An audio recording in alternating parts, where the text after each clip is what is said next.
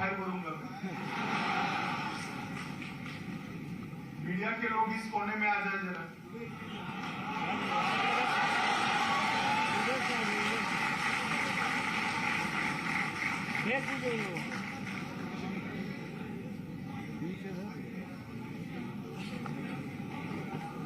कोने में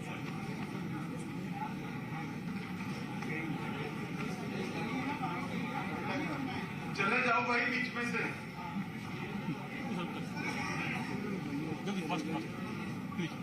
मीडिया जो जान नहीं रही है वो सेट कर बैठ जाए जरा। बैठ जाओ भाई। अरे बैठ जाओ, मैं जिद्दी टाइप का आदमी हूं, नहीं बोलूंगा। बैठ जाओ।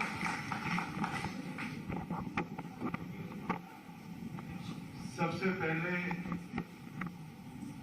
आजादी के अमृत महोत्सव की इस महान श्रृंखला जो शुरू हुई है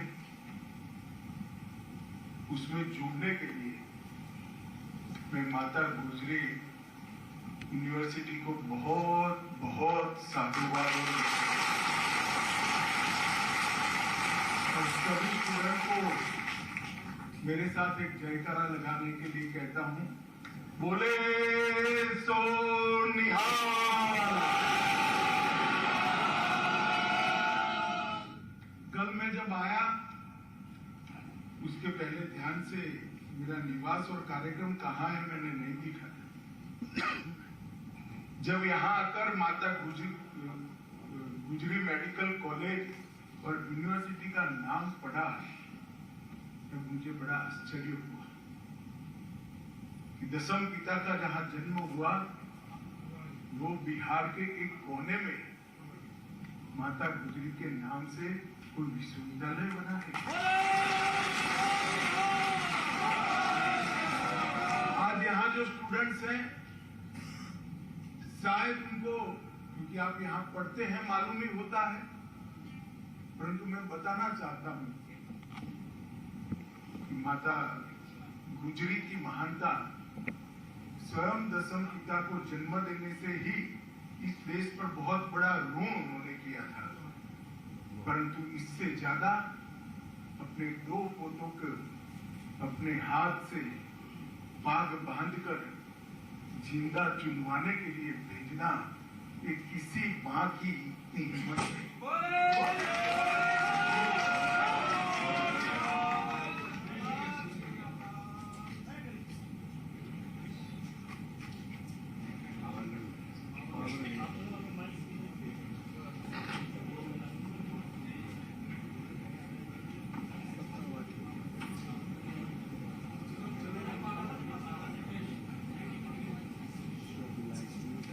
मां की इतनी हिम्मत नहीं होती कि अपने दो पोते जिन्होंने दुनिया भी नहीं देखी है, दुनिया को समझा भी नहीं है, उसको देश और धर्म के काज जिंदा चुनवाने के लिए अपने हाथों से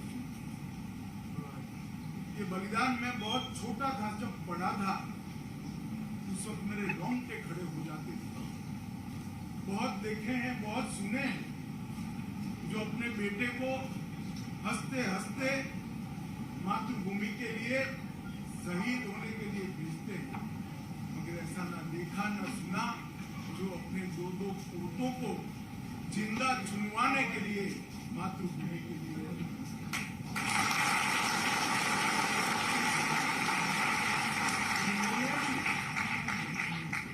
उनके नाम से विश्वविद्यालय शुरू किया। मैंने पूछा भी तो रामूवालिया साहब का नाम दिया।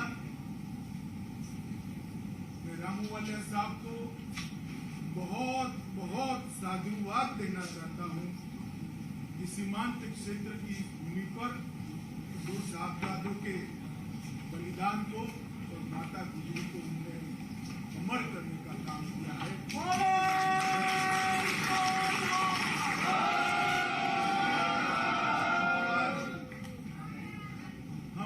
आजादी के अमृत महोत्सव के कार्यक्रम के तहत एकत्रित आए हैं।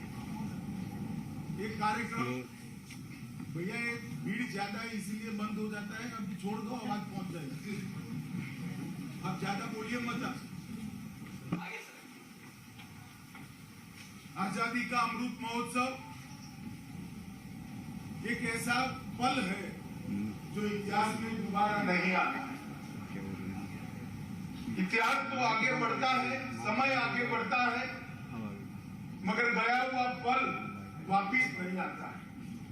मैं आप सभी लोग बहुत सौभाग्यशाली है कि हम उस वर्ष में हैं जिस वर्ष को आजादी के अमृत महोत्सव के रूप में जाना जाता है। सैकड़ों सालों की गुलामी को लाखों लाखों लोगों के बलिदान के बाद और विशेषकर 1857 से लेकर 1947 तक के एक 90 साल के संघर्षपूर्ण स्वातंत्र संग्राम के बाद जब देश आजाद हुआ तब अनेक लोगों के मन में ढेर सारी अपेक्षाएं थी, स्वप्न थे। बदलती हुई दुनिया में देश अपने भूतकाल के अनुरूप फिर से एक बार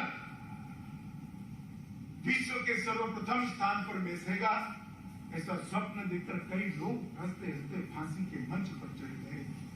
17 साल का खुदीराम बोस हो या 23 साल का सरदार भगत सिंह हो, किसी ने यह नहीं सोचा था कि मेरे जीवन में बाकी क्या बचा है। इन्होंने ये सोचा था कि मेरे बलिदान से अगर इस देश को आजादी मिलती है तो मेरे जीवन में मेरा कुछ नहीं बचा।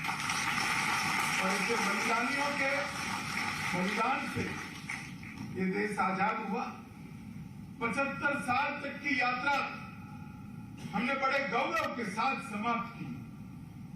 हमारी गति पर कोई सवाल उठा सकता है, कोई कहेगा कम गति से आगे बढ़ेंगे, कोई कहा ज्यादा गति से आगे बढ़ेंगे। जिसके हाथ में देश की जनता ने शासन दिया वो सभी ने अच्छा किया है। मगर अभी आजादी के 75वें साल में एक बहुत बड़ी घटना हुई है, मैं आपको बताना चाहता हूं। अर्थतंत्र की तालिका में 2014 में हमारा देश 11वें स्थान पर था और आज आजादी के अमृत महोत्सव में वो 5वें स्थान पर आ। जैसे वो आने को वो 7वें स्थान से 6ठे स्थान पर भी आया था, मगर वो इतना महत्वपूर्ण नहीं है। 5वें स्थान पर जब हम आए हैं तो 5वां स्थान इंग्लैंड का था, उससे आगे बढ़कर हम 5वें।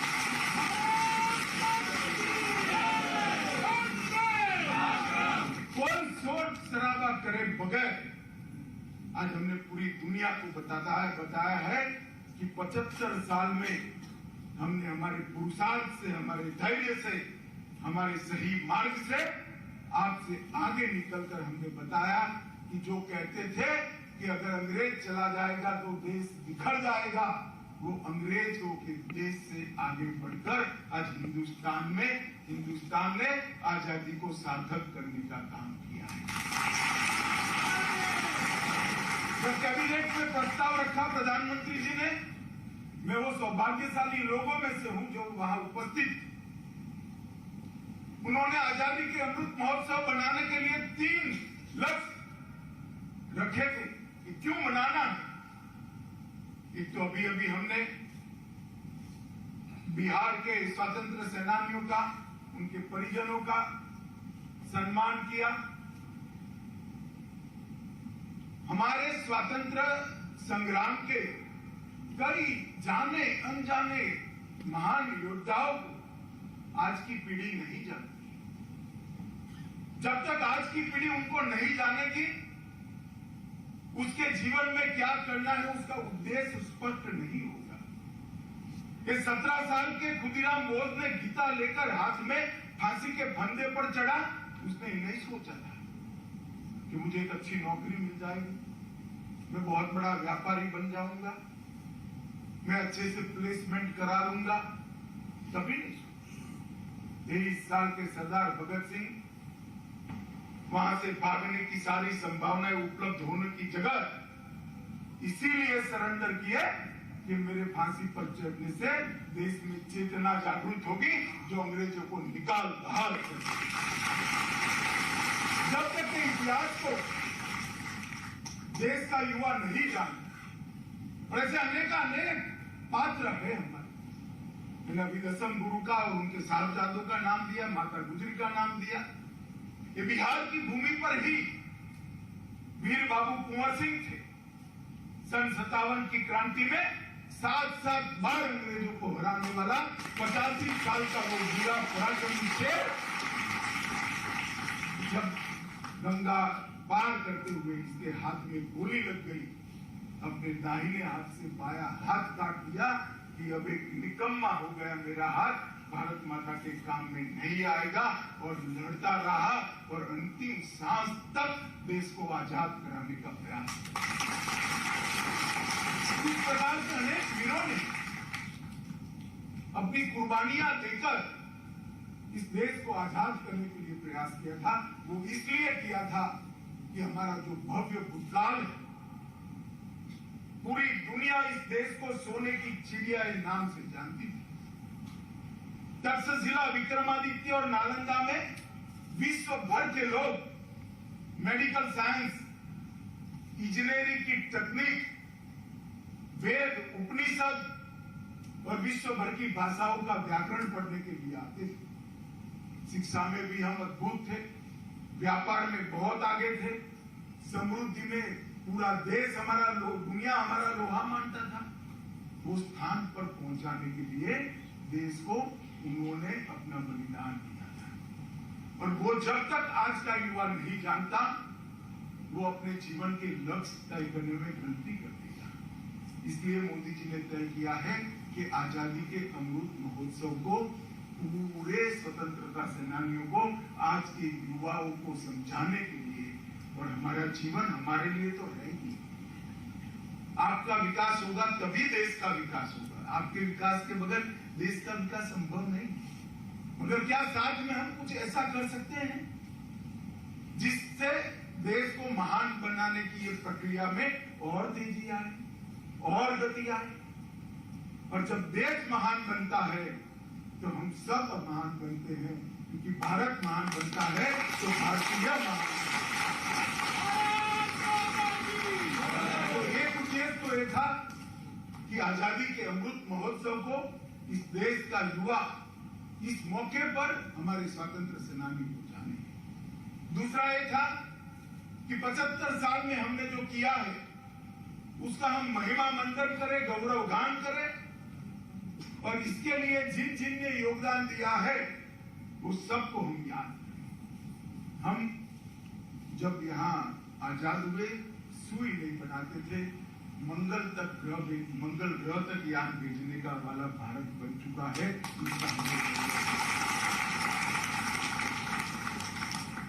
ये जो 75 साल की यात्रा हुई, और जो कहते थे कि हम बिखर जाएंगे, उनसे भी ज्यादा मजबूत लोकतंत्र, हमारे लोकतंत्र की जड़ें पाताल से भी गहरी चली गई है। इस देश ने अनेक बार सत्ता परिवर्तन किया, खून का एक कतरा भी नहीं बहा। किसी को चुना, नहीं चुनकर आए वो चले गए, चुनकर आए वो बैठ गए और शासन करने लगे।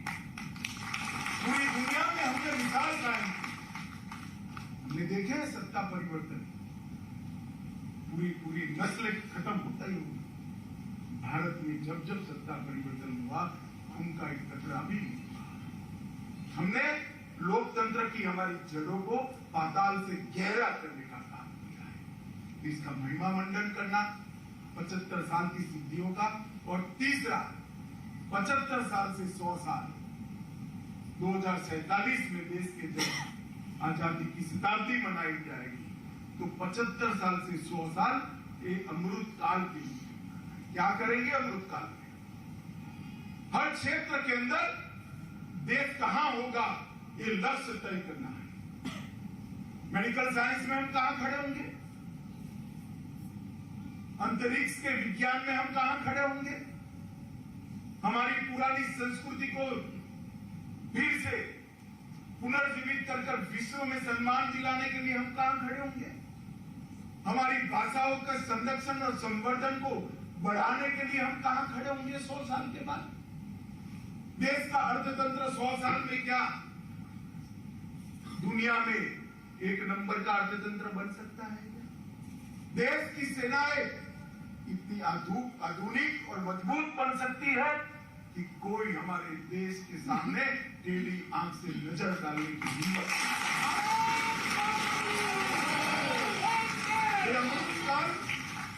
देश की जनता को अपने लक्ष्य तय करने का अमृत काल है। मगर देश के लक्ष्य तो तब तय होते हैं जब हम 130 करोड़ लोग हमारे लक्ष्य तय करते हैं। बहुत सारे युवा बैठे हैं, इसलिए मैं बहुत डिटेल में बात करता हूं। सभी युवाओं को, भाइयों और बहनों दोनों को, आपके जीवन का एक लक्ष्य आप जरूर तय कर लेना, एक संकल्प जरूर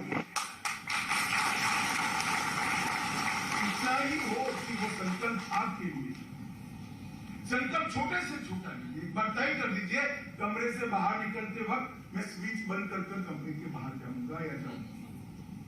तय कर लीजिए मेरी भोजन की थाली में जूठा कुछ नहीं छोड़ेगी। अब तय कर लीजिए मैं ट्रैफिक के नियमों के सिग्नल का कभी उल्लंघन नहीं करूंगा। अब तय कर लीजिए मुझे जो टैक्स भरना पड़ता है वो पूरा जीवन मृत्यु पर्यंत नियमों के साथ मैं भर दूंगा या भर दूंगी। जो आपको तय करना है वो करिए। अपने अलावे एक संकल्प ले लीजिए।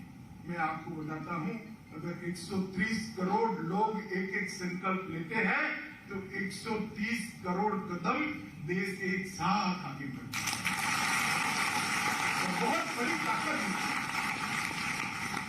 आजादी के अमृत काल देश के लिए संकल्प लेने का समय है। 130 करोड़ नागरिकों के लिए भी संकल्प लेने का समय है और वो 130 करोड़ नागरिकों ने उसको जीवन पर्यंत निभाना है। मैं आपको विश्वास दिलाता हूं, मेरे सामने युवा बैठे हैं।